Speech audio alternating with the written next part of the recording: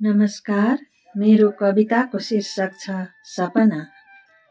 एउटा सपना पूरा गर्न भनेर अस्ति त्यो गयो, हिजो तिनीहरू गए। अर्को सपना पूरा गर्न भनेर आज ऊ गयो, भोलि उनीहरू जाँदैछन्। केवल सपनाहरू पूरा गर्नकै लागि भनेर जानेहरूको लर्कोले आमाको काख रित्तिँदैछ। घरको आँगन उजाडिँदैछ, खेत र बारी बाँझिँदैछन्। खोइ कस्ता सपनाहरू हुन्, न कहिल्यै पूरा हुन्छन्, न कहिल्यै सार्थक बन्छन्। सपनाले केवल सताइरहन्छन्, तर सधैँ अधुरा हुन्छन्। सपनाले केवल सताइरहन्छन्, तर सधैँ अधुरा हुन्छन्।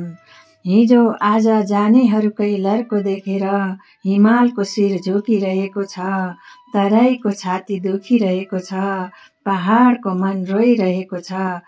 खोइ कस्ता सपनाहरू हुन्, न सजिलोसँग बाँच्न दिन्छन्, न निर्धक्क भएर हाँस्न दिन्छन्। सपनाले केवल तडपाइरहन्छन्, तर सधैँ अधुरा हुन्छन्।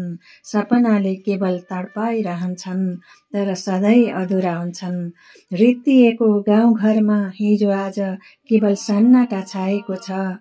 डालीमा बसेको चरीले पनि विरहको गीत मात्र गाइरहेको छ।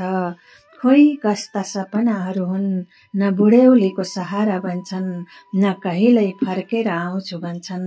निरन्तर गुडिरहेका छन्, उडिरहेका छन्। जननी र जन्मभूमिलाई बिर्सिएर केवल आफ्नै लागि मात्र मार्ग खनिरहेका छन्। जननी र जन्मभूमिलाई बिर्सिएर केवल आफ्नै लागि मात्र मार्ग खनिरहेका छन्। धन्यवाद।